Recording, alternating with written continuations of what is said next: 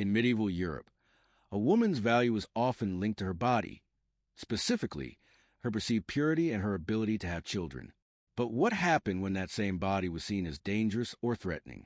We hear about men being castrated, often for royal service or punishment, but rarely do we hear that women, too, face brutal physical punishment. It wasn't surgical or organized. It was raw, violent, and intended to break them, physically and socially.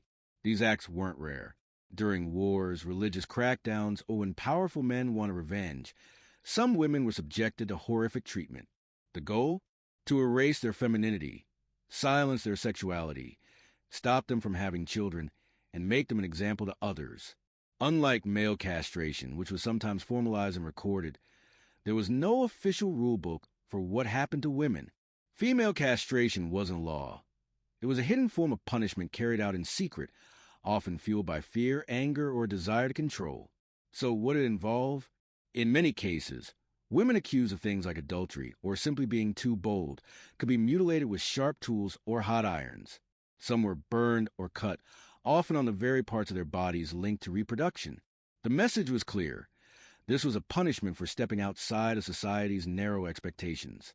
In the most extreme cases, torture tools were inserted into vagina, sometimes during executions or interrogations, especially in witch trials. This wasn't just physical pain. It was meant to destroy a woman's dignity and identity. Some historians also use the term female castration to describe forced sterilization through violence, where a woman's reproductive organs were damaged or destroyed using blunt force or crude objects without any medical care. Some were beaten in the lower abdomen until internal bleeding took away their ability to have children. Others were injured in ways that caused permanent damage. Most of these acts were never written down in legal records. They happened in secret, inside dungeons, monasteries, or under the orders of powerful men. But their impact was lifelong. These women were left infertile, stripped of their social standing, and treated as if they were no longer whole. Many weren't criminals. They hadn't broken laws.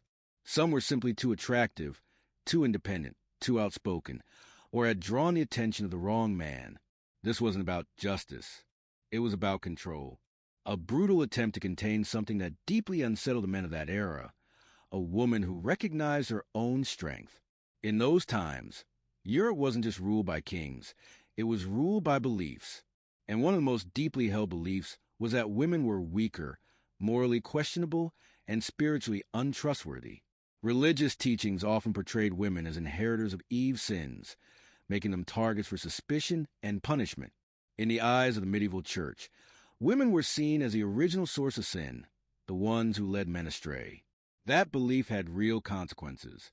A woman's body wasn't considered her own. It was seen as belonging to her father, her husband, or to God.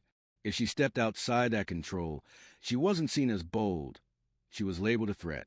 Everything revolved around purity. Before marriage, a woman's virginity was guarded like property. Once married, her loyalty was expected without exception. Obedience wasn't optional. It was strictly enforced, whether by her husband, the church, or society itself. Men who broke the rules might face a fine, a beating, or time in jail. But if a woman challenged expectations by speaking up, resisting control, being accused of infidelity, or even being the victim of assault, she was often the one who suffered the punishment. In some places, women accused of adultery were marched through the streets with shaved heads, smeared faces, and stripped of clothing, humiliated in front of the public. Others were burned with hot irons or made to wear devices like the scold's bridle, a painful metal mask meant to silence and shame. But in some cases, the goal went beyond humiliation. It became destruction. A woman's gender itself, her identity, was turned into a target. Why? Because in a society obsessed with dominance, nothing caused more fear than a woman who had control over her own body. That's how acts of genital mutilation, rarely written about but very real, became one of the darkest ways power was enforced. Whether driven by anger, religion, or cruelty, some women were mutilated to erase not just their ability to have children, but their dignity and sense of self. Even worse, these acts didn't always happen in secret. In many cases, they were carried out in public as a warning. This is what happens when a woman steps out of line. These punishments weren't just physical. They were psychological. Women's bodies were turned into tools of fear, used to send a message that control must be maintained at all costs. And the intent wasn't just to harm them. It was to take away everything that made them women. Witch trials and religious tortures. If there was one symbol of terror for women in the Middle Ages, it was the witch trial, a dangerous mix of fear, religion, and prejudice turned suspicion into a death sentence. Between the 1400s and 1600s, thousands of women across Europe were accused of witchcraft. What might start as gossip in a village could end with fire, ropes, or brutal tools. But long before the execution, there was the interrogation, and that often meant torture. Church officials, almost always men, believed a woman's body could be marked by the devil, marks only they claimed to be able to detect, and so began one of the most invasive forms of control. Women were stripped of clothing in cold, harsh rooms, then examined head to toe. Clerics searched for moles, scars, or birthmarks, anything they decided could be a witch's mark. But it didn't stop there. In many cases, the physical abuse went far deeper. Sharp instruments, red-hot rods, and other cruel devices were used not just to force confessions, but to punish what they saw as evil inside the woman. Some were burned or pierced internally in ways that caused lasting harm. These weren't just tools of torture, they were statements. Many truly believed that female sexuality was tied to sin, and they tried to destroy it through violence. And perhaps most disturbing of all, these acts were not hidden. They were often justified in public, called purification, and treated as moral duties. Many clergymen believed they were doing holy work, saving souls by harming the body. It was a disturbing belief that allowed acts of violence, even sexual abuse, to be framed as acts of spiritual duty. Picture this. Women being accused without evidence, tortured without a fair hearing, and punished without mercy. Their only crime might have been being widowed, attractive, outspoken, or simply unlucky. No one was immune. Midwives, herbalists, even women who kept too many cats were labeled as witches. Once that label stuck, there was almost no way out. Even teenage girls were caught in this hysteria. There are deeply troubling accounts of young girls subjected to physical examinations under the pretense of looking for signs of the devil. Some of these girls died from the abuse before a trial could even happen. Others survived the interrogation, only to be sentenced to death, often by fire. The harsh truth is that these trials were never really about witchcraft. They were about keeping women in line. Those who didn't conform, who refused to stay silent, or who simply stood out became easy targets. Witch hunts gave the public an excuse to punish women openly and call it justice. Their bodies were used to send a message.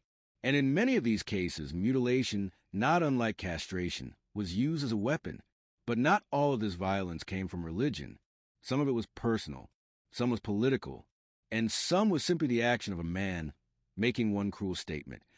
I have the power to destroy you. The horrific consequences. Surviving this kind of violence was just the beginning. For those who lived through these mutilations, the real punishment came after. In a world where a woman's worth was tied to her ability to bear children, stay pure, and follow orders, being stripped of any of those things meant more than physical pain. It meant losing your place in society. Women who had suffered these punishments were often treated as if they no longer counted, as if they were no longer truly women. They were seen as damaged, used, and no longer worthy of love, marriage, or respect. Many were cast out, either hidden away in religious institutions or left to survive on their own. Families abandoned them. Communities shamed them. The violence they endured became a mark of blame, not sympathy. Even the church, which preached forgiveness, often turned its back. A woman who could no longer bear children or who had been violated in this way was seen as spiritually tainted. Some ended up begging to survive. Others were locked away in institutions where no one wanted to see them again. Their suffering wasn't recorded. Their stories weren't told. They were simply forgotten. And the mental toll was enormous. These women weren't just hurt. They were broken by the silence that followed. There was no help, no justice, no way to heal. Just years of being made to feel like they were the ones who had done something wrong.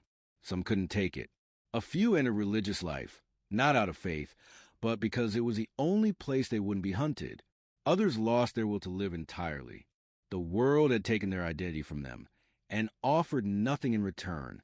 The stories of these women, though often left out of history books, are not just disturbing, they're essential to understanding how power was used to control, punish, and silence half the population. What happened in medieval Europe wasn't isolated cruelty. It was a system designed to maintain control through fear. And women's bodies were at the center of that system. It's important to remember that the violence many women faced wasn't always about crimes or wrongdoing. Often, it was about who they were: independent, outspoken, knowledgeable, or simply different. A midwife who understood healing, a widow who didn't remarry, a young girl who stood out, all could be seen as a threat to the strict social order of the time. And in that world, threats were dealt with harshly. Behind the public punishments and religious rituals was a deeper fear, the fear of women's autonomy. A woman who claimed ownership of her body, her mind, or her future disrupted the belief that she should be controlled by others. And the brutal methods used against her were not just about silencing one person. They were warnings to every other woman watching. But these women were more than victims. Many resisted quietly by surviving, by holding on to their knowledge, or by passing on their stories in whispers and fragments. Their strength, even in silence, is part of the reason we know anything about them today. Their existence challenges the idea that they could be erased, even when so much was done to try. As we look back, it's not just about exposing the cruelty. It's about honoring those who endured it and understanding how deeply those patterns of control were built into society.